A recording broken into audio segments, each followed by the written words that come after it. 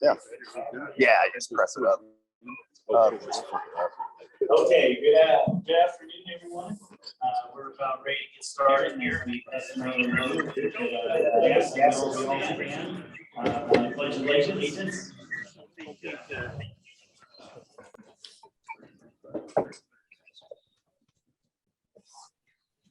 I pledge allegiance to the flag of the United States and to the republic which stands one nation under God, indivisible, with liberty and justice.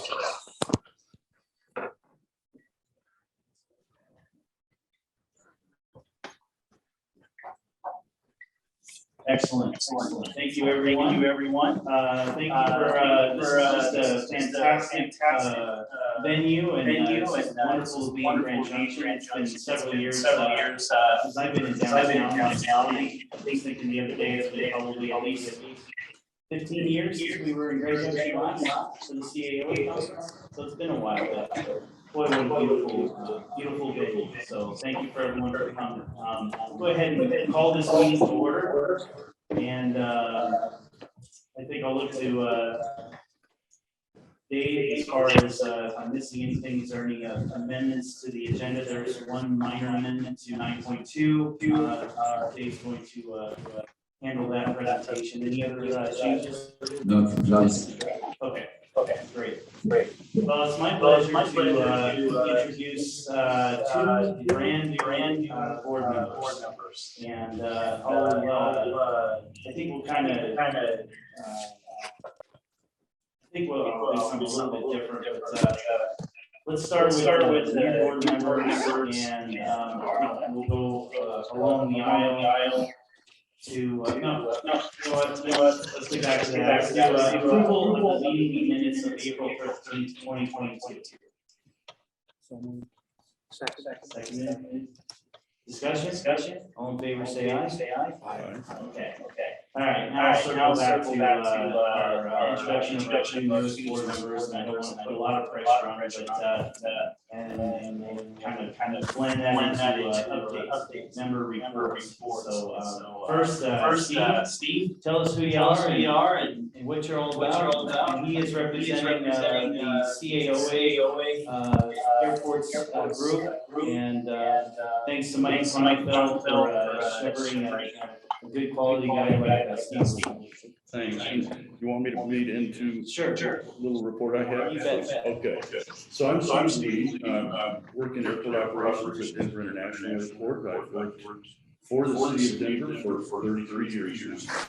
Starting at Stapleton, and then was blessed to be part of that transition over to the new airport. Saw activity associated with it. I'm proud to be part of this board, just primarily because for so many years I have been an admirer of really aeronautical decision.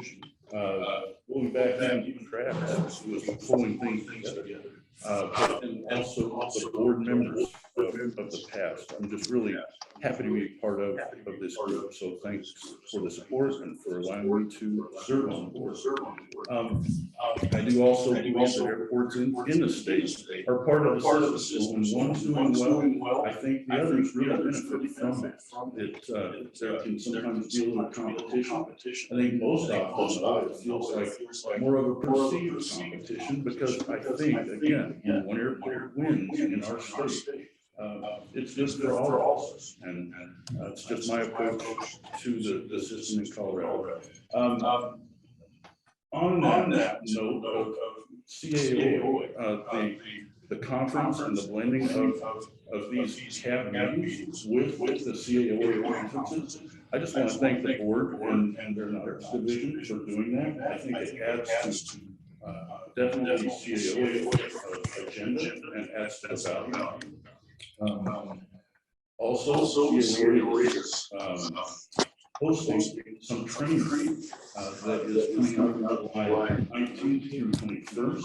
It's Airfield Marking Professional Certification Program. That's a training, very specific, but important training. We expect it to be very well attended. It's going to be at Colorado Springs Airport, so it's blended with their support but it's being paid for at least partially, if not all, by the grant. So great value to airports there. Also, just a quick summary note of activity. You know, with the pandemic, I think our general aviation airports in Colorado especially did fairly well. They managed through it, stayed busy. I think our commercial airports took a big hit though. It was devastating. Denver International Airport, I would say, has actually done better than most large airports in the country. Just probably because of our location central to the country, along with our strong domestic passenger traffic. But all of that recovering finally. And starting in February, just wanted to let people know that February was the first month since the start of the pandemic that Denver recorded a monthly increase compared to the months in 2019. So February 2019, this year was the first time we reached that past traffic. So huge thing for us. We're anticipating and what happens with the rest of the year, but 70 million passengers possible this year. And I will end that and say thank you. Thanks for the support for everybody that allows me to be on the board. Excellent, excited to have you. And the other, our other newest board member, I'm pleased to introduce. His name is Daniel Malia, and he's our Eastern Slope representative just appointed. So welcome, Daniel. Tell us a little bit about what's going on in your world and about you. First of all, I just want to say thank you. You know, just to echo what's already been said, it's a real honor to be able to be a part of this board. And you know, I've had 10 years of experience with Colorado Airport Management and working with folks at CDOT and everybody, and it's been nothing but a pleasure the whole time. And we've got one of the best aviation systems in the country, and so it's just a real pleasure and honor to be part of that. So first of all, thank you for that. As far as how everything's look out east, you know, it's been an interesting year with the cost of fuel rising, and that's kind of, you know, definitely causing some issues out there with our numbers. Also, we're very heavily ag based, you know, with a lot of our operations at our small airports. We didn't get the surge in operations that we typically get on wet years with the wheat rust. That usually accounts for quite a bit of our operations, you know, in the late April to June timeframe. We just didn't have that this year, so we're taking a little hit on those. But other than that, we're just chugging along out there and looking pretty good other than that. So Outstanding. Thank you, Daniel. Welcome. You're making us better, so I appreciate it. Well, let's go next to Trimby, our representative of the pilots group, and tell us a little bit about what's going on in your world.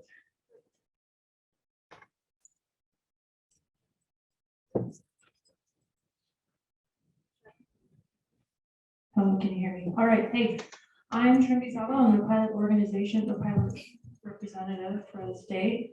And my job is to give you guys and the board an update on what pilot organizations are up to. And as airport operators, you know, it's nice to know what pilots are doing. You know, they're the small GA pilots and corporate pilots, whatnot. So my job right now is to just give an update. So we're going to just start with the Colorado Pilot Association. They just held a mountain flying course May 7th in Greeley. And the next one is going to be June 25th and also August 27th, all at Rocky Mountain Metro Airport. They plan to, after these 3 mountain flying courses, it'll total about 80 pilots getting a mountain flying course.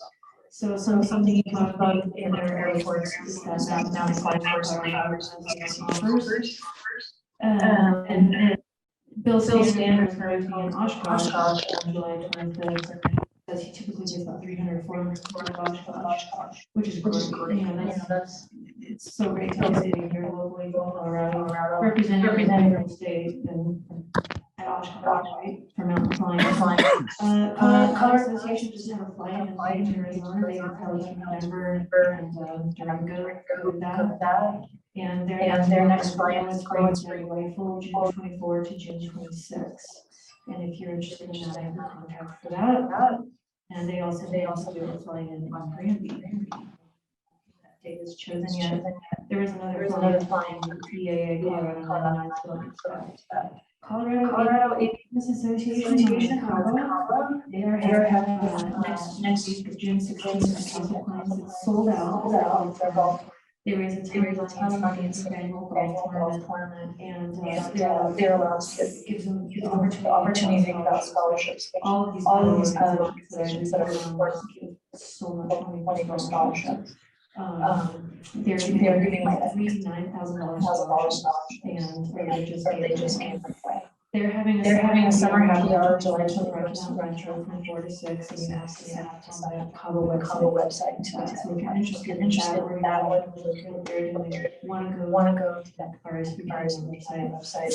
The Women in Aviation International Mile High Chapter was a regional treasury event where we got 240 pilots about 4.5 days, 56 different flights. Each flight was 5 I'm thinking if you have actually done that, it's super great. They want to come back and like jump on here, but they want to come to Collins sometime. In 2 years, we'll have them back before Collins. We just give away 6 scholarships to fly. That's what they're and we also just had a social lab where we went to go see Top Gun 2 with Colorado Pilot Association. So many of the pilot organizations get together and socials with each other, which again I'll talk about last night in Aviation and Colorado Pilot Association. That's together. Going on for 99, they have a fly-in supposed to be this weekend due to COVID. They're rescheduling it to August 1st, but that's going to be a long year. Pilots with Colorado, it's all donating their parts, and you just take whoever applying. You do have to register, and it's now October 1st, right? So let's fly now program. That's when we take the kids up into the aircraft. But yes, because of COVID, we had to reschedule to October 1st. So it will still be involved. Okay. So Colorado 99 are doing that great offering flights, which they can do. That's what they do, right? They give flights. Okay, now Fort Washington, they do marketing at Fort Worth in May, and I wanted to give a shout out to three of the Colorado pilots, three of the Colorado 99s in Colorado to the Air Race Classic. So you know Gretchen Hahn, Terry Fiala, and also Lydia Baldwin. They're all racing the Air Race Classic. So I want to give a shout out to the Colorado 99 organization. That's June 21st to June 24th. And I think rooting for them. Colorado 99 is doing that flight in Granby. That's going to be July 2nd in conjunction with PAA. PAA is going to have a pancake breakfast. So if you want to fly in to Granby, they have an approach there at only Holly. So if you fly into Granby, try to fly that approach, which is wonderful. Yeah. And they're having August 13th. And I know some people are like, oh, I don't have commitments and socials and flight co and going to see movies, but you gotta understand organizations is a huge part of who they are. They are socializing, working with each other, doing good social. So if you're interested, August 13th is there. Okay, we have Federal Aircraft Association. The Greeley chapter is out of KFNL, and on Wednesday, the 5th of June, they're having an IMC Instrument Club. And Erie and Brooks also have them for Visual Meteorology Club, IMC Club. Those are the second Tuesdays of the month at 6 p.m. and the fourth Thursdays of the month at 6:30. So if you're interested in EAA pilots, what that is that headquarters for EAA will send each chapter a video of questions on the topics for discussion. And when you go to these, you can do fast credits. And just like IMC and just have great discussions with each EAA chapter. Seaplane Association in a couple weeks. If you all want to go, I know you're excited because there's seaplane rating in Colorado. And it's gonna be down at Lake Meredith at Valenta, so I'm not sure the date, but, they did say come one, come all, because this guy's gonna get a seaplane rating, which is fun for Colorado. We have two lakes here, and one's in range, one's down in Long. So if you want to attend that Seaplane Association, I can give you information on that. Corporate Pilot Association has every month. This coming to down at Centennial, they're open to landing, noonish, 12:30. If you want to meet with the Corporate Pilot Association. I'll give you information. Angel Flight. The Angel Flight West, there's a new premier named Stan Vanderwerf, and I've been talking with him. They have more than 2,000 flights already in 2022, and since 1993, they've done 93,000 flights. So all of the airport operators, if you see anything about Angel Flight West, just very commendable. And as pilot organization, all the pilots that without giving them a big, right?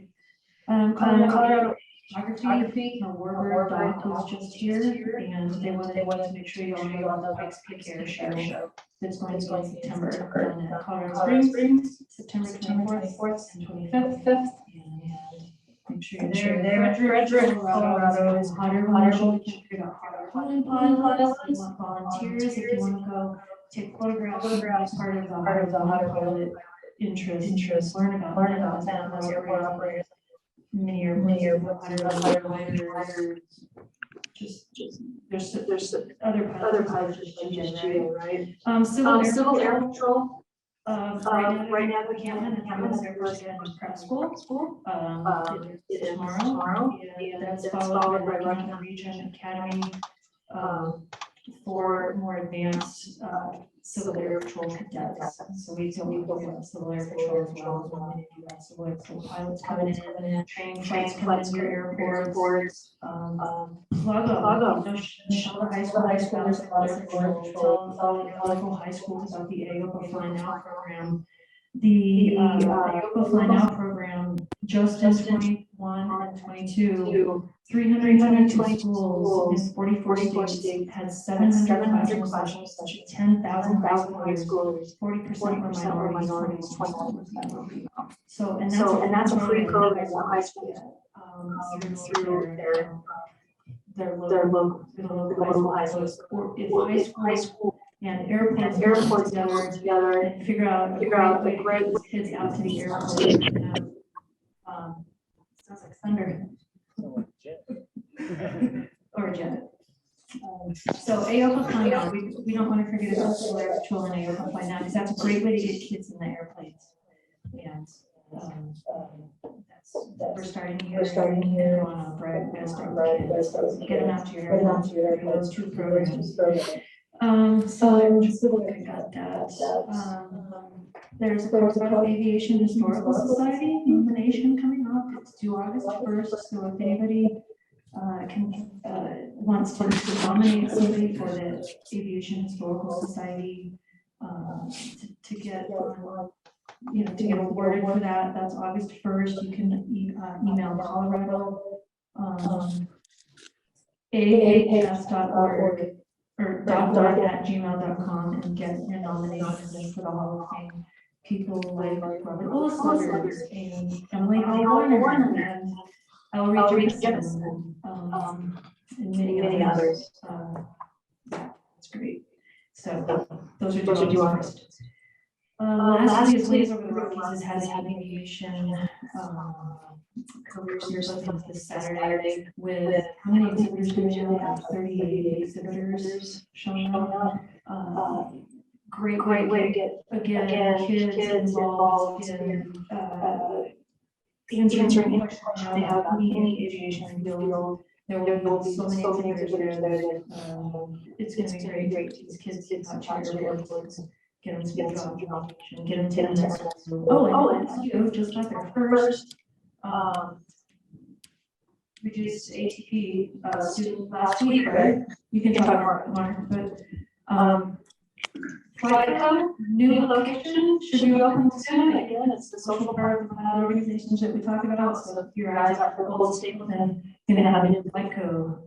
That completes my, I'm sorry it took so long. That's at the old Stapleton Tower. Yes, Old Stapleton There Tower. we go. Yeah. Outstanding. Thank you. All right, thank you, Mr. Chairman. Great to be here today. Thanks everyone for the great event. As a water guy, I'm always interested in the weather, not just for flying, but for what it means for our snowpack and for our reservoirs. And we've been in this strange La Nina pattern where the northern part of the state is doing fairly well. Up where I'm from in North Park outside of Walden, we're beautiful and green. We've got snow on the hills. It makes me hopeful that we're not going to have a lot of firefighting to worry about this summer. But yet when you look at the southern part of the state, it's a completely different scenario in there and just historic drought conditions. The good news about the La Nina and the moisture that we've seen recently is it's helped our reservoirs a lot. So many of you, I'm sure, seen the reports about our declining reservoir levels, hydropower issues. A quick little side note on hydropower. In the summertime in the Intermountain West where we're at, hydropower makes up for about 50% of our peaking power needs. So when we have those spikes, air conditioners come on and the like, that hydropower from our snow melts and our reservoirs keeps the lights on and keeps the AC on. So as we talk about electrification and a lot of the exciting things that are happening, we also have to think big picture about where is our power coming from? How in the world are we going to have enough of it? On the aviation front, I'm glad to hear about the community's vote of confidence in Glenwood Springs Airport. That's wonderful news. It's wonderful news about how well Grand Junction, Rifle, Durango, Telluride, so many West Slope airports are doing. And had an awesome conversation at lunch about Rifle and the solar project on the field. Learned a lot about that and what a neat opportunity to produce power on an airport on ground that's not valuable to aviation or to the airport operations. And just a really neat positive story. So with that, thanks, Mr. Chairman. And Lake Powell's at 14 feet. Nice. Hello, everybody. I'm Mark Valentine. I want to just take a moment to update very quickly two issues that I talked about in the last board meeting in April. And the first one I think is very relevant to the airport operators, CAOA members that are present, and that has to do with leaded fuel. Of course, we're going to spend a lot of time these days talking about fuel prices, and one of the big issues in front of the industry, of course, in front of aviation is the use of leaded fuels. And what I talked about in April was the announcement that was made by a number of the aviation associations and the FAA and a private public partnership to create the EAGLE initiative. And EAGLE stands for Eliminate Aviation Gasoline Leaded Emissions. This is a response to the EPA's attention on the use of leaded fuels. There's a lot of things that are going on and being communicated around the industry that are important to us and to everybody in this room. And there's so many different segments that are involved because this involves starting from refining all the way to drop-in. And of course, storage of fuel and how a new drop-in fuel will be introduced is very key. There's this the EAGLE program replaces what many of us have known for years as PAFI, which is a Piston Aviation Fuel Initiative. And that program and that initiative has been around for 10 years, and there hasn't been a solution yet. And the reason there hasn't is because physics and chemistry really come into play, and how do you bring a new fuel into an infrastructure in a network like we have today in the way that it's used.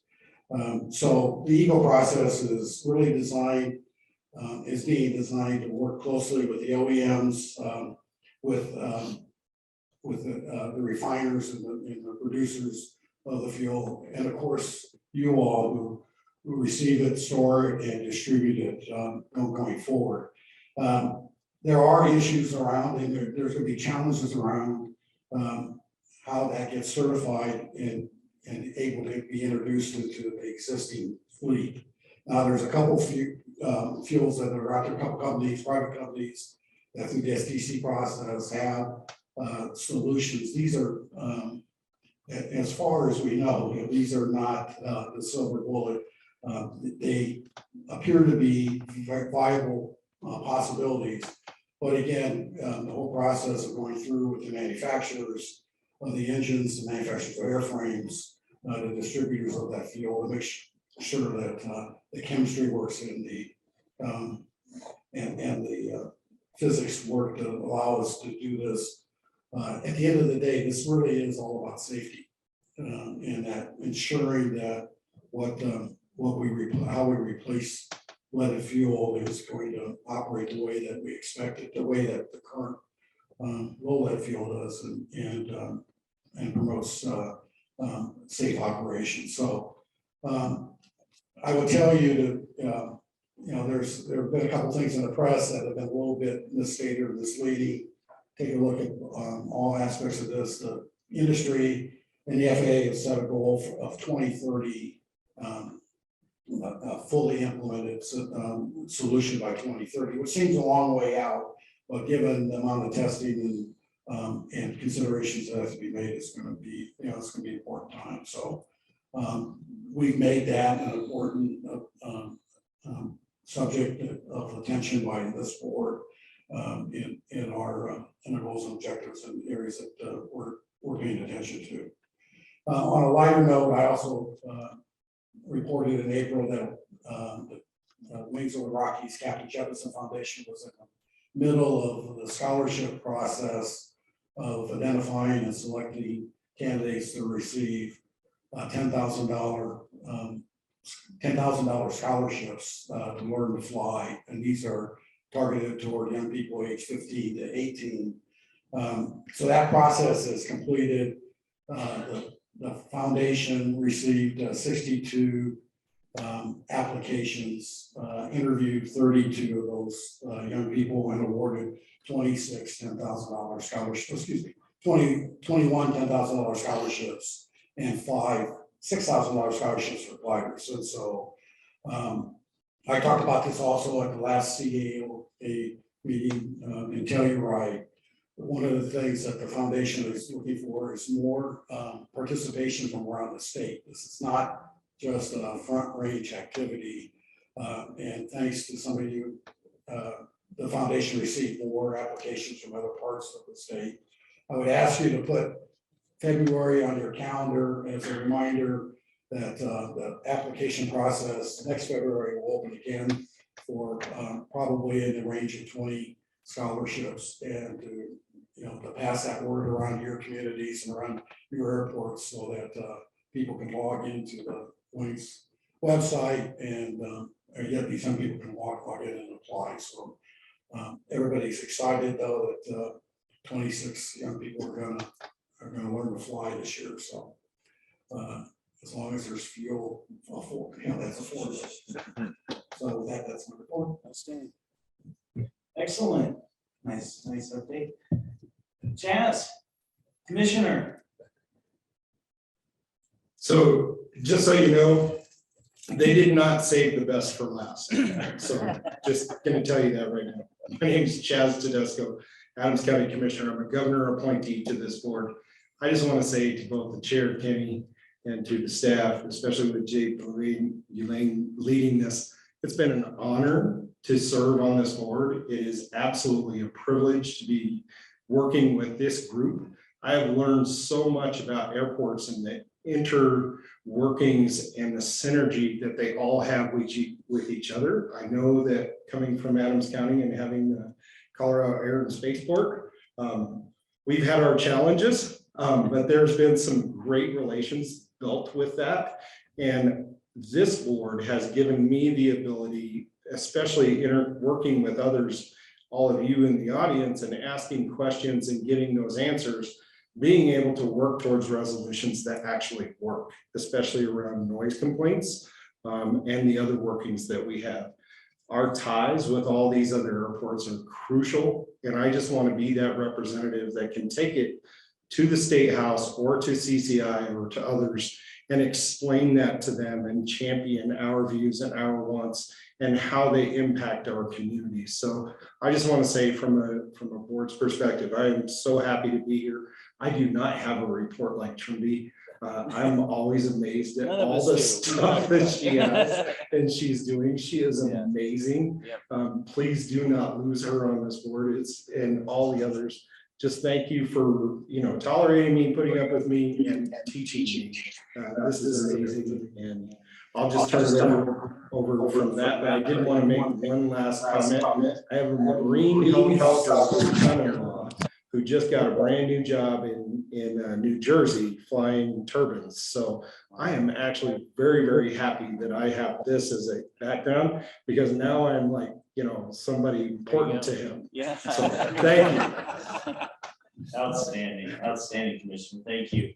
I really don't have a lot to add with all this great information that's been shared. I will tell you, in our little world in Southwest Colorado, I mean, we're getting ready for the season. Summer season's already starting. Just an observation, it does seem that there's signs that things maybe are getting back to normal. I mean, I think it's the first time in 2 years we could truly say we did have an off season when we get into mud season. And I mean, there was we're back to those days where we might have one operation in April, which is really weird, because prior to that, nobody was leaving and everybody was kind of flying in and out. So, and the indications and all the matrix that you heard Angela say this earlier, Western Slope airports are thriving. And I think what's really important too is, yes, fuel prices are going up, but one thing to keep in mind, and if people do complain at your airports about fuel prices, we're all tasked to pay our own way. And the one thing I love about aviation is has always been willing to pay its own way. And boy, are they doing that today. So, there hasn't been any shortage. And if we can go through a normal summer, that would be really wonderful. It seems like every year there's mudslides or something going on. So we're optimistic about having a great summer season. So that's all I have. So thank you, everybody, for your updates. Let's go on to our next item, and that's public comments. Is there anyone that'd like to share anything? I mean, we're all together, so now's the time to share if you have something you'd like to say.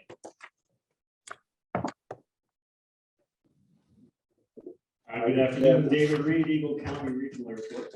I just wanted to share with the board projects that we've been working on up at Eagle, and really give a shout out to Dave and the staff for the support that we got on this project, and we continue to get on every project we try to do. We've been working on a customs facility, an FIS up in Eagle, or potential for that, and working with customs and the port director. And part of that is putting together a funding program. I can pass around a hat, that would be awesome before we did put in for some congressional direct spending, and Dave gave us some support on that through Senator Bennett's office. Just received word last week that that was recommended to go through that office, not approved yet, but at least move on in the process. So big shout out to Dave and the staff for that kind of support, not just on this, but all the projects we do out there. So thank you. Outstanding. And David, this is your second year, right? That you've been at Eagle? If you don't count COVID, yes. Okay. 3 years. Wow. Well, you're doing really great. The Eagles just killing it. So nice work. Anyone else? Yeah, there we go, Jeff. There's another rookie airport manager. We call it Colorado. Sorry. No, I'm an original Centennial internship person. So a lot of those folks are pretty cool to see. But it's almost 6 months into the airport director role at the Air and Space Board. So I've been working hard and working with the folks at DIA and Denver on that partnership between our two airports, because we are literally a 7-mile linear line between runway and runway. And so we're very, very close neighbors. So it's important for us to work together with those guys. We just, Kinley Horn just completed our spaceport master plan, which will go hand in hand with our airport master plan. So we're gonna be looking at those projects and looking at that plan on how to develop the airport and spaceport going forward. FAA taxiway lighting project, we're gonna be lighting the entire taxiway system at the Air and Spaceport. So that's an FAA project that is a long time coming and will be much needed out there, as well as a large fencing project. We're gonna be fencing in the entire airport perimeter out there at the Air and Spaceport. So again, another much needed project that's gonna really reshape the airport, over the next year or two. Once we get those two projects done, there's going to be a significant increase in activity. So, and then, other than that, there's just a ton of development around the airport. Port Colorado has 2,000 or 3,000 acres south of us that they're going to be doing warehousing, manufacturing, research and development, as well as a lot of if you dream there's a nice like that, you guys see the development is just pushing east, it's gone north and it's gone south, and now it's moving east. So Denver, we haven't talked a lot about the DIA. It's starting to enter our narrative. Really focusing on that. The whole plan, they're sure that everything's developed intelligently and smartly, and the 12,000 voice I'll wrap it up with Reaction Engines is UK company. They're out there more testing their air cooling engine technology that'll be used in the future, hypersonic, stress tempo will potentially be integrated in there that are doing suborbital flights out of the Colorado space. So it's pretty exciting. They're a UK. And then we also have PD Aerospace out of Japan that we're working on their reusable space flight aircraft. A lot of exciting things. Interesting. Next 5 or 10 years. Thank you, Ted. That's outstanding. I'm curious on those companies. Are they on stands and firing off somewhere on the north side of the airport? Yeah, kind of north east side of the airport. They have J79 bought from the government. Okay. And they use that heat source to blow the hot air to their heat exchanger. And their goal is to cool down 2,000 a year down to 200 a year at like a milliseconds.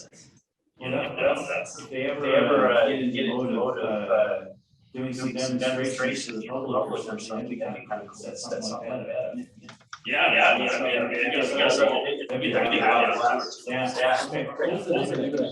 Reaction. Yeah. Excellent. All right. Thank you, Jeff. Anyone else? Okay. Well, good. Let's go to our next item. Let's go into the director's report. Shortest agenda item on your chairs or just report. Go to report. Okay. So let's go into our next item, this financial update. Bryce. Thank you, Mr. Chair. So as everybody knows, fuel prices are up, activity is up, so we've got a pretty good quarter here. We look at our revenue, base revenue, $5.5 million, and that's for that division. Total revenue year is up to $4 million. We did experience some just forecast for this fiscal year, beginning in April to 42. We are a little past as we wrap up the year. Total revenue, like I said, $7.5 million. It's 127% forecast. In comparison, 70% should be true. 2021, 48% from last April. June's forecast was 5.9 million, which we see would be as well. Next slide, cash balance. And the April, of that balance, so, 1.1 is for CA grants, additional 4.1 million is for other obligations, like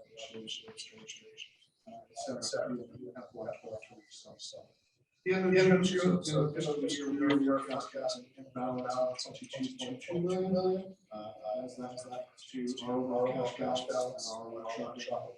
August, we will be presenting some options and ideas to the board, how to allocate some of that additional funding that nobody could have predicted. Again, we've heard you say before, in the last 6 months, we've provided $40 barrel. So, next slide looks at tax disbursement. We sent out tax disbursement of $3 million. Of that was still sales tax. Gas. Nothing out of the ordinary here. Here's the whole month trailing, all the expenses from previous month. Our contingency slide, again, reviews of our 2022 CA program, $9 million. Even as we work as the 12 months, we have about 5 years post-contract. As you can see, our cash balance is exceedingly healthy. So yeah, we bring us to bring that down.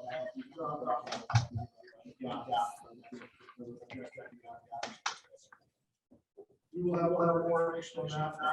Bottom line was list slide. Way above the line, so we are in a great financial position. Administrative year to date, we have spent $500,000 on that, and that comes out to a total of 3.5% of our 5.1 revenue, so we are well below 5%. That's gap. We should look there on the right side. Next slide. As we look at fuel flow for international. As you can see, the well line is at 20, which is the dark blue, and the low graph for 2022. We've had one month where we were higher than but as you can see, we are back to those levels, and we're back within the following usual month trend, which pretty consistent. So that's a good thing. We have a better idea of what's coming. For May, we'll go with that was the second time we were there. This was 67% for 1 million gallons, 40% from the 2021. The forecast for flow is 41.7 million gallons, which would be a 50% increase. Next slide here is a new one that hasn't shown before, but it shows the top level revenue generating months for the 2022 division. As you can see, through the top 12 in the last 3 months, including revenue this for May, and we're projecting June. That's probably not enough as well. So it tells a picture right in there what's happening with revenues. The last fuel flow was back in 2020. Oil was 35. It's 122. So it's a big difference with driving the revenue move. As you know, COVID, we took a lot of steps to make sure we didn't have a precarious position. And coming out of this healthy, that's what we were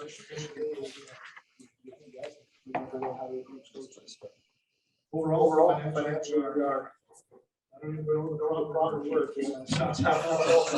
Well, we'll be cautious. Outstanding race, I think also it's important to stress how even just a year ago, how low that line was from the previous year of 2018. So it's great. It's amazing. This is benefit all the year, fun especially to have as the year moves on. So just continue that trend. So nice work. You must be phenomenal in portraits. That's a skill. I certainly not forecast $20. Well, good. Nice work. Fantastic. Okay, let's do the fiscal year 2022 year-end drawdowns. Right, so this is just notice from the reports, as June, the state fiscal year. So, I sent out an email last week, I believe, to everybody who's names on all the grants we have out with WIMS. Please send in, any drawdowns that you have with WIMS, they need to be in there by June 23rd, so we can get the process for the end of the fiscal year. If they're not, just because of the way the state grant works, we will be able to pay them payments, work done, like until sometime in August. Process. So, you want to pay for the work done in FY 22, you have to look on drawdowns by June 23rd at the latest. Okay, everybody's on notice. All right, let's go to 8.3, interim program, street update. Yes, sir. Yes, sir. Good afternoon, Chairman. Board, very quick, Colorado Regional Airport has been granted $20,800 for to enable them to hire one new employee or a 12-month internship. So this is purely questions. Well, great. I think since we have everyone here, I'd like to see a show of hands, although we don't have everyone. How many people in this room have been able to take advantage of the intern program for their airport? Okay, and how many in this room actually were interns? That's amazing. It's remarkable. That's great. What a great program. All right, so let's talk about our spending plan. For Director.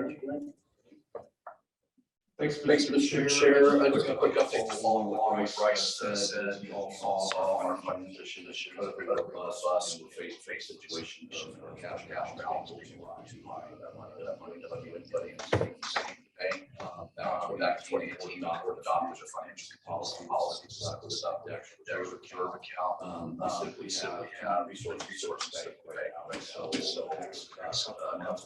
for our workshop, staff is together some ideas, background on how fast access revenue we're seeing back in. I think that cash balance is make sure that money is used in this.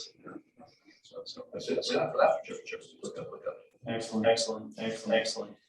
Okay, why don't you take us into our next alternate how we're here for your work study budget. Thank you, Mr. Chair. That's the word, but just by virtue of background, and back in August 21, $200,000 for us to do an alternative our aircraft airport infrastructure study that we're today from rotation aircraft allow us to do several things here in Colorado, national airports and restore sort of the general study of the scope would include an overview of that demonstration technology, timelines, down the road, registration, all of those kind of things. Again, similar to what I talked about today, representation, analysis, routes, market frequency, potential small areas where airplanes might use, fly here from Colorado, use that, then we can take a look at what the infrastructure needs, where we'll go based on that information, not just for their areas, but also for talk about smaller training aircraft, type 2 and fly aerospace, flyer, how we accommodate those as well. Also take a look at on solar or new generation those needs. You see a lot of electricity starting and some policies too. How we fund this stuff. What are some of the policies things look at federal, state, local level to make these things happen. And maybe some opportunities to incentivize the development of infrastructure, sustainable aviation fuel here in Colorado. We heard Scott Carey say it's kind of a lot of materials in the Midwest. Ship to California and have sustainable aviation fuel sort of defeats the purpose of lowering emissions if you have to truck the raw materials somewhere they can So that's kind of the overall study. We kind of held on in August because we knew there were two documents that were going to inform our study. Wait for those to come out. So in October 2021, National Energy Lab, that's pretty high level, really great qualification aircraft. Challenge very potential. Saw Scott presentation earlier that regional air service EAS route that was part of that study. So that came out that helped us inform our study, and another higher level study was done in March 22 from the Airport Cooperative Research Program. They did one comparing airport for aircraft and hydrogen technologies. That was pretty high level, but I think they've got some good summary information that will save us a little bit of time. So waiting a little bit was good for us. In the meantime, I learned that NASA does a ton of stuff related to what we're doing. I had no idea that they have a crew called the Advanced Research Mission Director of the General Crew's Office. And they do all kinds of really proprietary modeling to help figure out where people travel. Again, you saw that map that I put up earlier where they model not just in airplanes, but where people travel in cars. And I think we can't afford, nor did it make sense, to electrify all 76 of our public use airports. We can't do that. So how do we figure out which ones to do? Well, if we could use this objective modeling that they've done in partnership with the Georgia Institute of Technology, that will help us make even smarter investments with our resources going forward.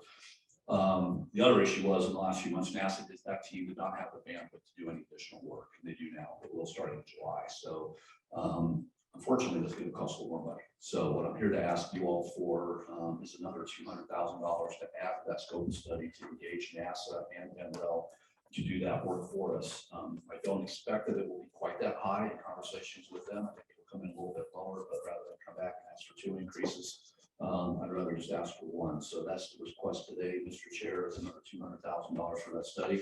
We're ready to start procurement as soon as we get to go ahead. Okay, so that would still be in fiscal year 22. It will be, well, it won't be contracted in fiscal year 22, but we'll start the process with our procurement team next week. Okay. Any questions on the board? Kenny? Yes. Sorry, I've got one. So it's an easy question, but I think it's really good that we're doing this kind of study, being ahead of the curve before things hit us. One thing though that I've been concerned about is that whole idea of how do we replace what's being, I don't want to say siphoned, that's not the right word, but being diverted away from the funding of our grant program. Does this include any ideas on that? It does. That's a great question. So part of the scope of work is to take a high level look at alternative ways to supplant the fuel tax revenue that we would not collect from an aircraft that was charging from an outlet or hydrogen or something like that. So we would absolutely take a look at that. I think the thing for us is it's more of that part of it, Steve, is more of an equity situation. I'm looking over at Bryce. If every single piston engine airplane in Colorado was running on electricity today, we'd lose about $300,000 a year revenue from that. Not even that much out of 52 million. And so I think what we see again, because we're funded with the state fuel tax, that's always going to be jet fuel in our lifetime. There's never going to be a narrow body airplane running on batteries. So from that aspect of it, I don't think it has a big impact for us, Steve, but I think it's part of the fact we do have to talk about it at some point because it's funded by fuel taxes. States are, airports are. And Steve, that's something that Dave and I have talked about. I mean, I think a great way to look at this is really step one to really identify what's coming, what's out there. You need to have some of the data and information. And then perhaps there would be a future, as we start to narrow this down, there would be a future analysis, maybe from financial planning standpoint on what are the alternatives. And maybe there's some models out there looking at, let's call it auto electrification of auto fleets, or maybe there's some federal highway financial analysis being done, with electrification of cars. So we're kind of seeing something ahead of us, but I think something that keeps airport managers up at night is what happens when I lose that fuel flowage, into my little airport here. So Dave is very aware of it, and I keep throwing that in his face, but it's one of those things that we've got to always keep in the forefront, when we're talking amongst our peers and airport management. Okay, that's great electrification, but how are we going to make money? So we got a lot of demand. So I think that's great. Any other questions? Yes. Yeah, I had a quick question. We had participated, my airport, a couple airports, I believe this was last year in the study, we provided some electrical service information. Are you guys benefiting from that yet? Or what's the timeframe on you guys getting that data back? Or do you even get the data? We've not gotten that data yet, but that's the kind of information we were looking at to try to inform some of this. And NREL was looking at that to try to get an idea of what our scope of work might look like. So we haven't seen it yet, but it would be incorporated into their. Okay. All right, well, let's, how about a motion for approval of an additional $200,000? Actually, I'm gonna amend that. Approval of not to exceed $400,000 in fiscal year 2020 funds for an expanded alternatively powered aircraft airport infrastructure study. I'll second. No, someone start with the motion. Well, okay. All right. So I move what he just said. Seconded by Trinity. Okay. Discussion, any other discussion? All in favor, say aye. Aye. Anyone opposed? All right. There you go. You got your study. Thank you, sir. All right. And then let's go on to our financial, our fiscal year 2023 remote tower budget. And this will be an action item. Thank you, Mr. Chairman. So every January, we usually bring our entire statewide initiative budget request to this board. So this past January, that accounted for 16 different statewide initiatives, counting up to just over $1.8 million. And of those 16 initiatives, I counted most of them correct. So I'm actually just fixing an error in my math from January. So one of those programs is our remote tower program. We requested $135,000 back in January. That was even less than I awarded last year. So it's a matter of I can't count correctly. And so I am literally asking for an additional $8,000 above that to actually fund that program through FY 2023. So 15 out of 16 I thought was pretty good. But yeah, I'm looking for an additional $8,000 to the remote tower program to fund that through the entire fiscal year 2023. Okay. Dave, do we have a payroll deduction plan? We talked about it already. I'm hoping it comes out of this pocket instead of mine. Okay, so to clarify, we've been approved for 135,000 and we are now with the 8,000 additional would not exceed $143,000, correct? That is correct, yes. Okay. So I will ask for a motion to approve an increase of the fiscal year 2023 remote tower budget in the amount of $8,000 or not to exceed a total of $143,000. So moved. Chaz, the So motion moved. seconded? Seconded by Dan. All in favor, say aye. Aye. Anyone opposed to that? It's a hard sell for that $8,000 time. Thank you. It won't happen again Okay. this year. All right. Whatever. Okay, this is gonna be, I think, real interesting. We're gonna talk about our fiscal year 2022 aviation education grant program. Hetty's gonna start us off here. One thing I will say is I had the honor of being a part of the review process and it was absolutely fascinating. And Hetty did her homework with staff and we had a really great discussion. So Hetty, why don't you? Thank you, Mr. Chair. Members of the board, in February of this year, you all approved a $200,000 fiscal year 2023 funding for the Education Grants and Workforce Development Program. So this funding, along with the $200,000 previously approved fiscal year 2022 funds, it allowed us to concurrently conduct one round of grant solicitations and approvals for both fiscal years 22 and 23, totaling $400,000. In March of this year, we opened up the application period, hoping to attract organizations and entities that focus on aviation education and workforce development, and that help develop the talent pipeline needed to support our future aviation system needs within the state of Colorado. That application period closed May 1st with a total of 10 submittal applications. The total requested funds were $857,603, which, if you do the math real quickly, Todd, is $467,603 over approved funding. So I'm just gonna briefly cover all 10 of those applicants and what they were asking for. Ames Community College, they were seeking funds to jumpstart and create a mobile aviation lab with industry equipment to take to the road to bring awareness, instruction, train, inspire, and connect the K-12 community through flight. The Civil Air Patrol was seeking funding for a real sim flight simulator with a Garmin G1000 suite to both provide initial exposure to becoming a pilot, but to provide specifically an understanding of the G1000 avionics system prior to entering a G1000 equipped aircraft, which is usually what they do their orientation flights in.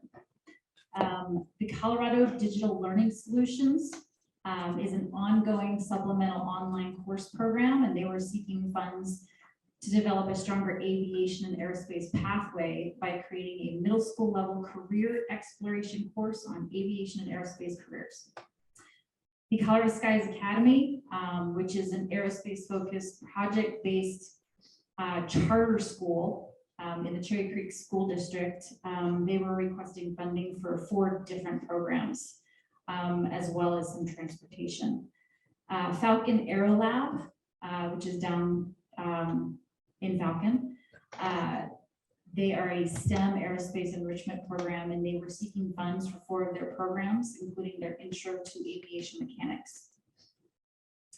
Metropolitan State University of Denver wanted to rebrand and refurbish 2 existing Cessna 150 aircraft that are currently owned by MSU Denver to serve as an outreach platform. The National Museum of World War II Aviation requested funding to reinstate the museum's K-12 STEM program that they had to put on hold due to COVID. Pre-flight aviation camp, which is a nonprofit aviation day camp for girls ages 11 to 14, and they were seeking funding to help cover the cost, as well as financial need to attend camp for those who needed financial aid, as well as taking steps to have 2 camps this summer instead of their typical 1 camp in Colorado. Steamboat Springs is requesting a grant to purchase a precision flights control CR12 Pro Panel AATD simulator. The program goal was to provide a flight simulator for pilots located in rural northwest Colorado who are seeking introductory training, studying to obtain their instrument rating, or looking for refresher flight training. The goal is more proficient instrument trained pilots on the western slope of Colorado, which will lead to safer flight operations in the Rocky Mountains. Last but not least, Wings Over the Rockies has a Wings Aerospace Pathway. They're a full-day learning enrichment program for middle and high school students, and they were seeking to expand their drone pathways course. So, Mr. Chair, the staff recommends CAB approval of a total of $270,617 in education and workforce development grants as detailed on the chart on the slide. Outstanding. Questions from the board? I will then ask for a motion for the approval of the recommended education workforce development grants in the amount of $270,617. Seconded? I'll second. All right, Mr. Lee. Discussion? So I will abstain from this vote, Mr. Chairman, since I'm affiliated with 2 of the organizations. Sounds good. Okay, all in favor signify by saying aye. Aye. Anyone opposed? And 1 abstention. Okay, Thank there you. you go. Congratulations, nice work. Thank you very And much. that's a great story, so hope Stacy's happy. Oh, there she is. And speaking of that, goes into our next item. Dave's going to talk a little bit about, and we have to give Stacy credit for initiating something even a bigger picture. Yeah, this was great. Thank you, Mr. Chair. As Kenny noted, when Caitlin, Kenny, Hetty, and I reviewed the grant applications, and we looked at Stacy's, it was certainly one of the more unique ones that was in there, and it really generated a broader discussion of, hey, we have $129,383 instead. And as we started talking through the idea of rural flight simulators for training, piloted currency, talking with Daniel a little bit about that as one of our new board members out in the rural part of Colorado, is that there could be some real value in maybe doing 3 or 4 of these around the state, and making that program helpful for pilots and for workforce development tours at the airport and things like that. So we're going to put together a plan, Mr. Chair, to bring back to you in August on how we would solicit for those. One of the challenges we have is that we are not allowed to fund private facilities and operations. We can't buy one for a flight school. Stacy was unique because she's going to own it. She owns and operates the FBO. So there'll be sort of a limited group of airports that qualify for this. But I think we'd like to put something together and leverage the rest of that money. Certainly something that Stacy generated a lot of discussion and enthusiasm with your proposal and how. So that's the summary on that, Mr. Chair. Excellent. Anyone have any questions about that? I would say if there are airports out there, that might be interested in that, where you own the FBO or you own a facility and you own the people that can track the simulator and log its use, and there's going to be some requirements on Stacy's report how it's being used. Please let your planner know so we can get you on a list of interested things. And that gives us the opportunity to kind of work with Stacy as far as sorting it out and how it's going to be managed. So for the other subs that are purchased. So that's fantastic. Okay, well, let's go on to the next item. It is an action item. It's the supplemental funding request, Mr. Green for Venison Crested View Regional Airport. Thank you, Mr. Chairman and members of the board. I am happy to at least say this one. This one is not my fault. So we'll start with that. But honestly, this is a much larger discussion than this one individually. But we haven't done a supplemental grant request since 2014. So this is actually a somewhat big deal for us, but luckily to say, as Bryce kind of talked about, our funding situation allows us to do things like this. And so what this one is for, Gunnison was awarded a $550,000 pavement maintenance grant back in 2020 to do a big pavement maintenance, honestly, on most of their airfields.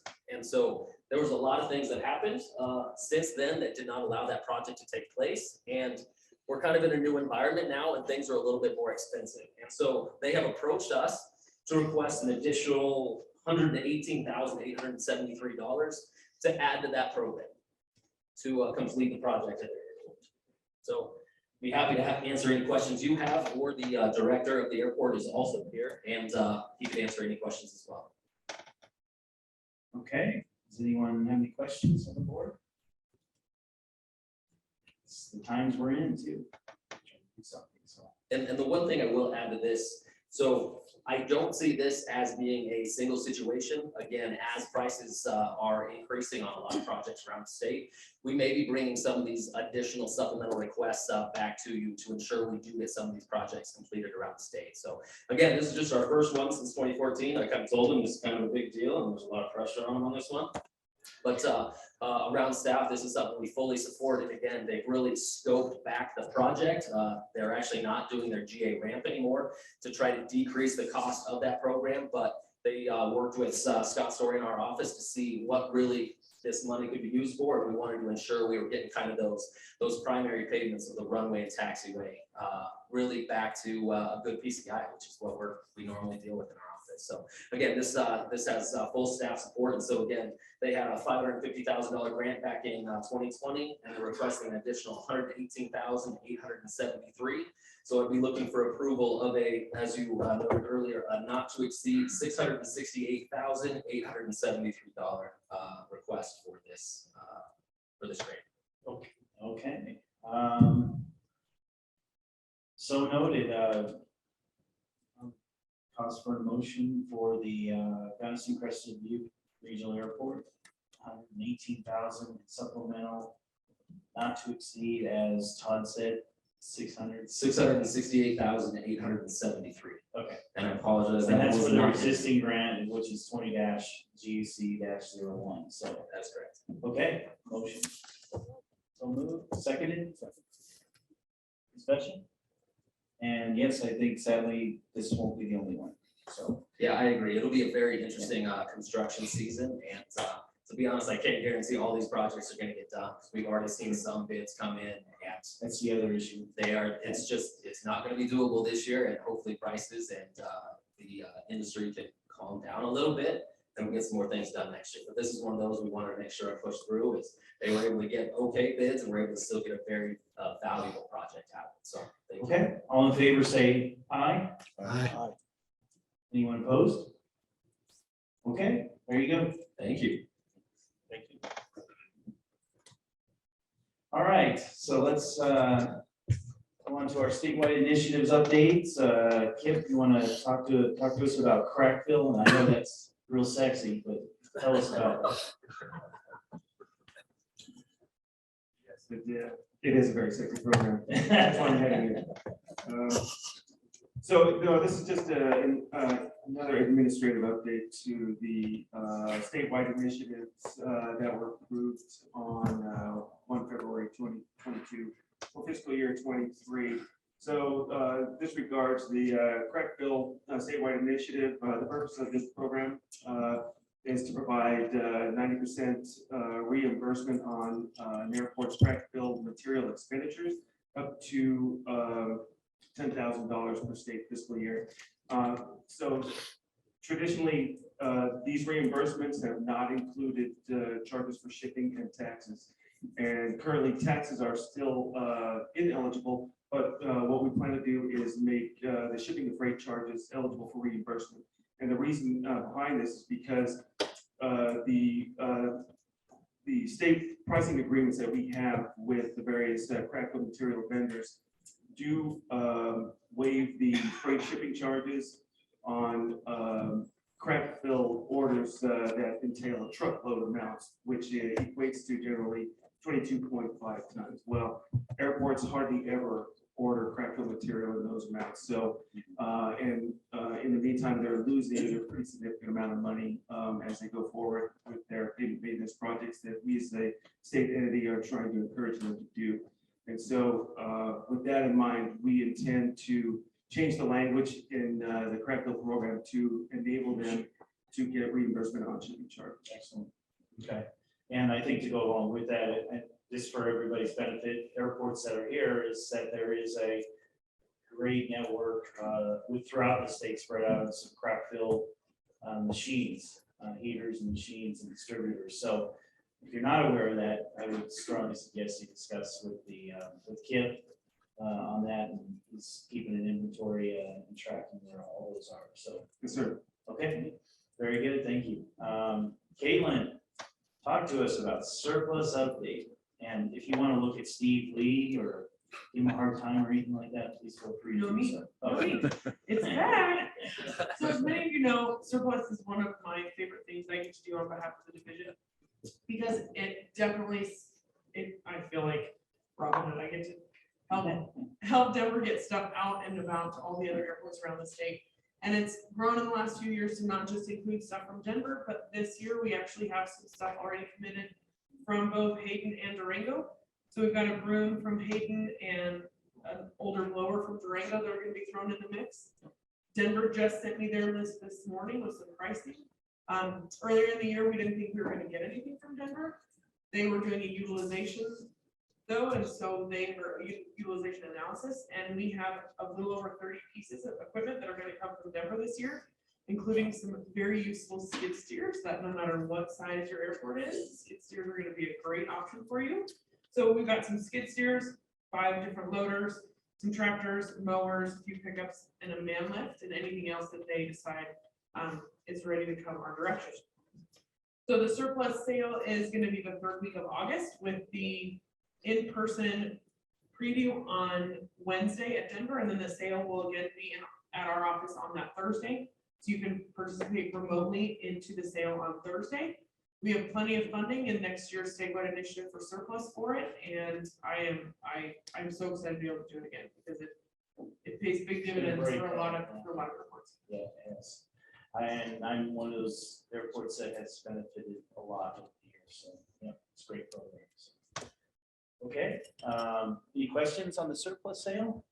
Steve, did you want to add anything? Is there any, now that you're on the board, do you get to add some newer stuff maybe, or? This is great. So now that I'm on the board, I get to talk about something I love. No, I'll keep it short, but just a huge vote of support for the whole surplus program. And if any other airports have something to contribute toward it, it's just a great way to provide an airport something that they otherwise might not get at a reasonable cost.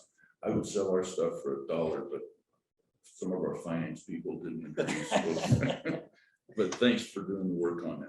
Absolutely. And for those of you that are new to the room, how surplus works is the division will pay for 80% of the first piece of equipment that you get and 50% of the second and third piece. If you want to buy more than that, that's 100% local.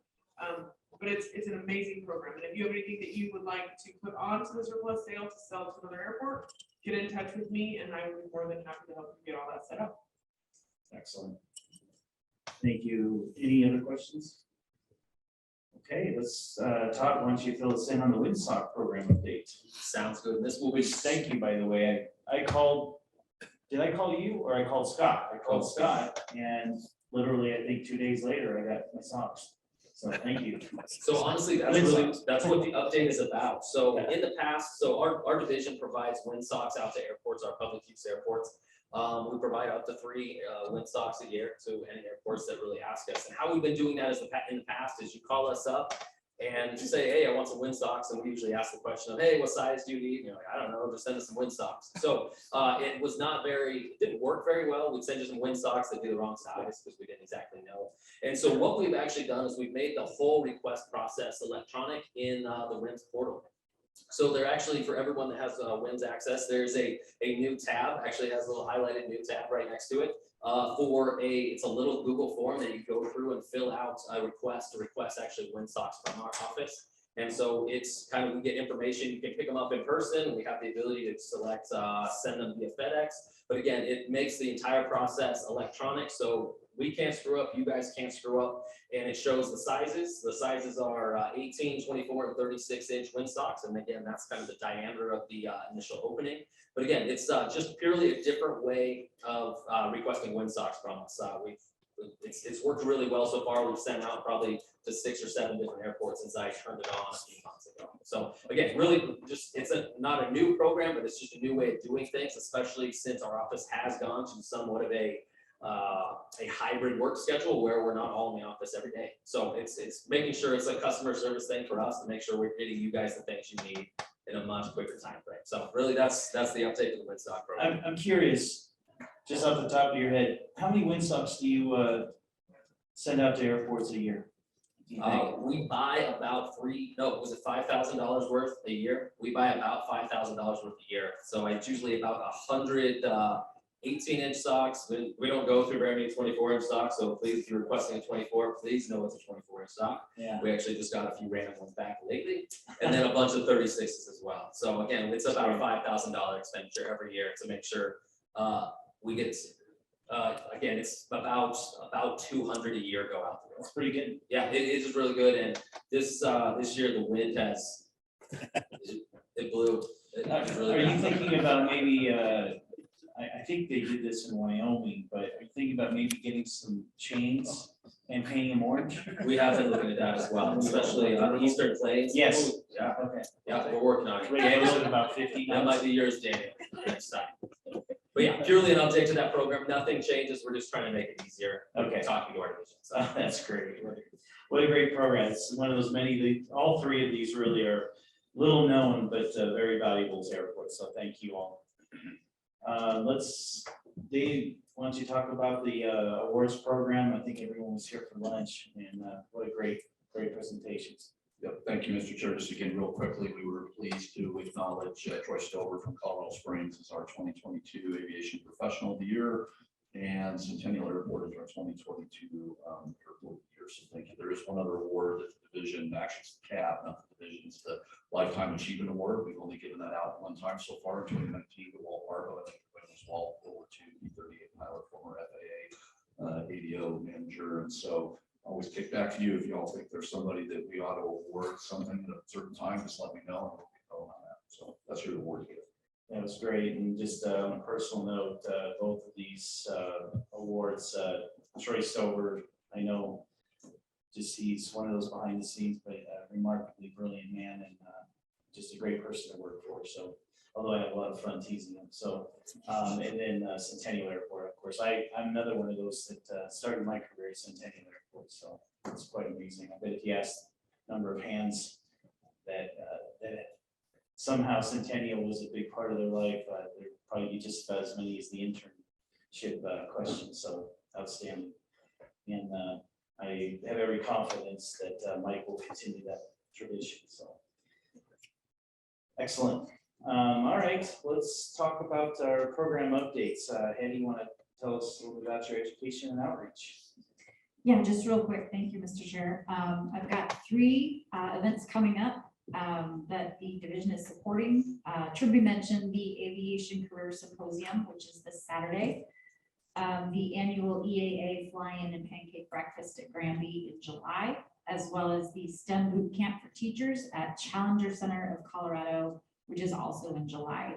And of course, we're also still supporting the Wings Breakfast Fly-In every first Saturday of the month, as well as the third Saturday, Chapter 301, Young Eagles at Centennial Airport. Excellent. Mr. Chair, I would say if for any of you airports out there, if you've got an event at your airport, you would like the division to participate, get a hold of Hetty. We're looking to do more of that. So give her a shout. We're happy to come support your event, whatever you got going on. Hand out directories, talk about how great you are to your community. Make things good. Okay. Any questions? All right. Let's talk about the legendary Bill Payne. Talk a little bit about the remote tower project. Okay, well, I'll tell you what, we've just completed 4 weeks of testing of our remote tower system up in Fort Collins. Work was finally starting to move, although somewhat at glacial speed, but we are moving forward. The next big step we have will be the Safety Risk Management Panel, which will be held in July, in which I'm on that panel as an SME subject matter expert. And that will determine whether we can move forward into phase 2 testing. And for you that aren't familiar with it, phase 1 testing was passive. That would have been in the remote tower control facility. We were able to, we had controllers in there that did talk allowance, and while the actual control was being done in the mobile tower. In phase 2, that'll flip. Now, each good story, there's a counterpoint, and here it is. The FAA is saying, hey, we're not going to be able to go into phase 2 until after we get all the signatures on the safety risk management document. And they are forecasting 6 months for that to happen. That is, to put it in the difference of the FAA person over here. I notice all the rest of them took off.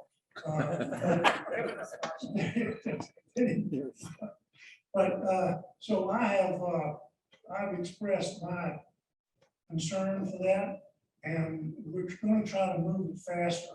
As you all know or should know, as you get closer to the end of the year, October, the end of fiscal year for the feds, the place turns into the public.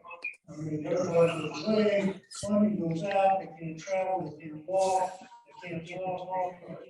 It's just part of it. So the next big event we have is the safe transit. Now, I was not going to do this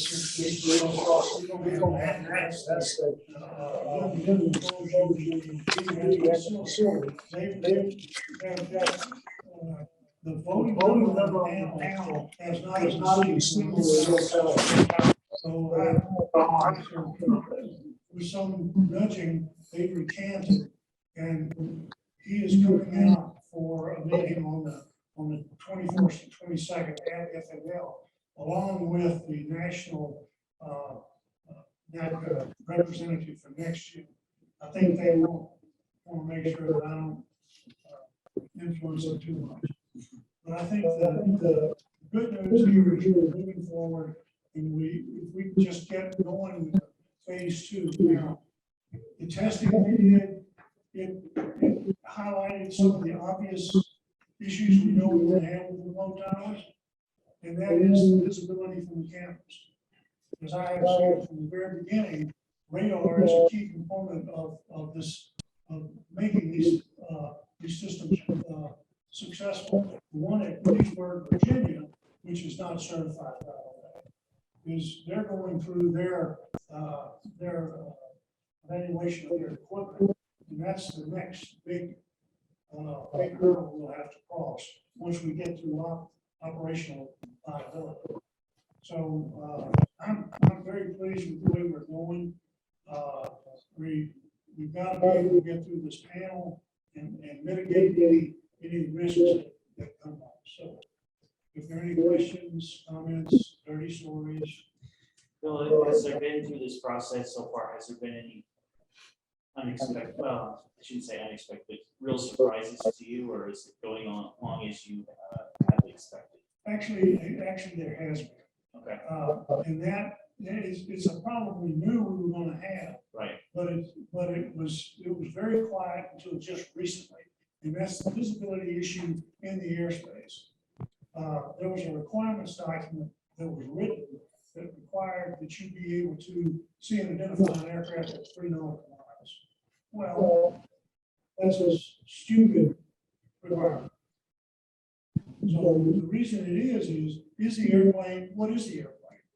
Is it a sportsman, a little bitty white guy out there 3 miles away? Or is it a 747? Is it a clear day or is it cloudy day? What's the visibility? Is the airplane, what's the aspect ratio? Is the airplane headed towards you? Is it in a turn? What's it doing? So we're having to go through those type of investigations. I actually flew some of the tests myself, which gave them a challenge. But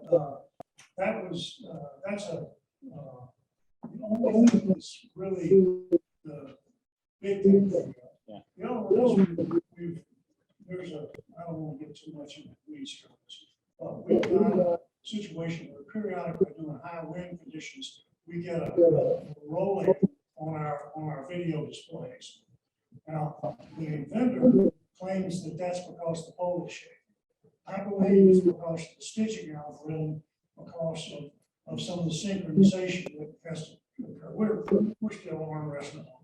But by and large, I believe we should not have too much trouble in this. Very good. Any questions? Thank you for your persistence, Bill. It's been an amazing, long journey. All right, let's go into weather camera program update, Mr. Green, sorry. Thank you again. So this will be pretty quick as well. So most of you know, we are in our 3rd year and our 3rd phase of our weather camera program. So phase 1 was installing weather cameras on our 13 division-owned sites up in the mountain passes. Phase 2 is adding camera sites to an additional 10 airports. And now we're in phase 3 where we're adding cameras to an additional 20 airports. So by the end of August, our build out for our camera program should account for 43 different airports around the state. So again, pretty quick update. They're doing their installs kind of the end of July and the first part of August, but they're actually, the FAA is going to send out 2 different teams, and one's going to be working on the Eastern Plains and one's going to be working on Western Slope, and they're going to hammer out all 2 weeks. So this is a huge program, huge collaboration with the weather team, but it's amazing what to see in 3 years time, 43 airports. So huge shout out to the last weather team. This group, they should be model for the rest of the FAA. Absolutely. Boy, we could have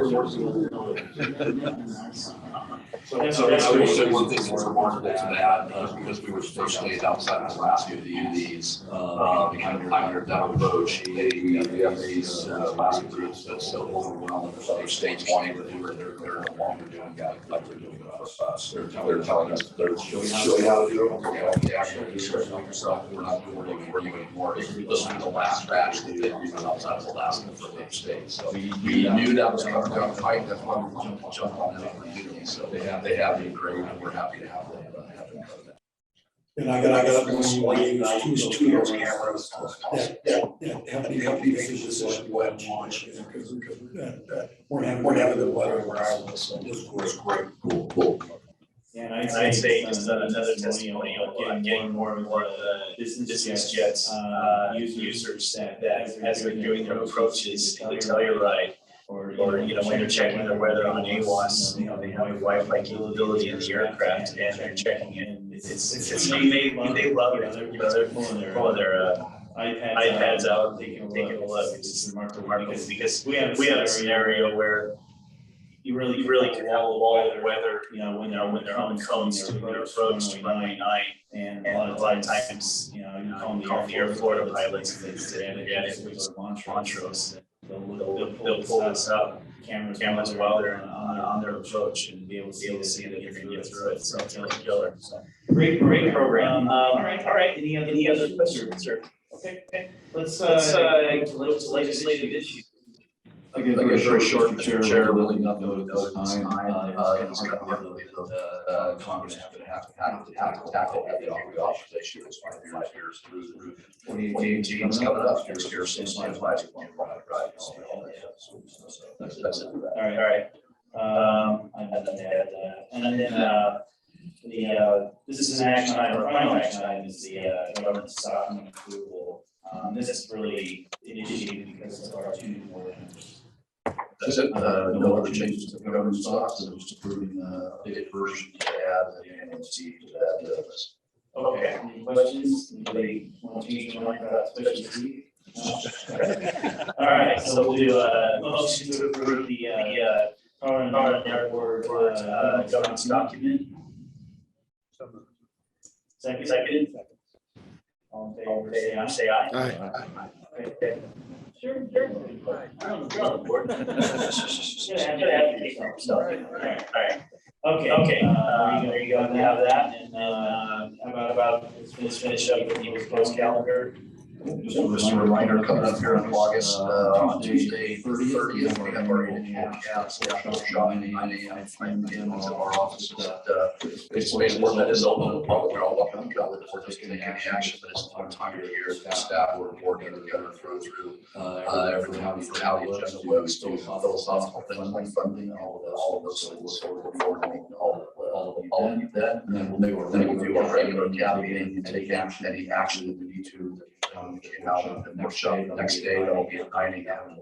So all of you who are traveling, have time to get home. That's the calendar code, Mr. Chair. Very good. Anybody any questions? That's work with everybody's schedule. Make it work great.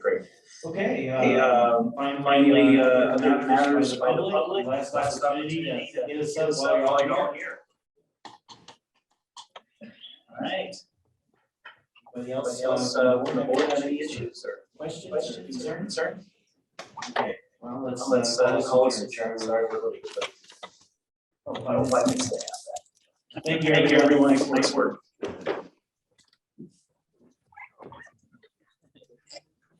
All right, everyone, we'll get a short 5-minute break before we start our next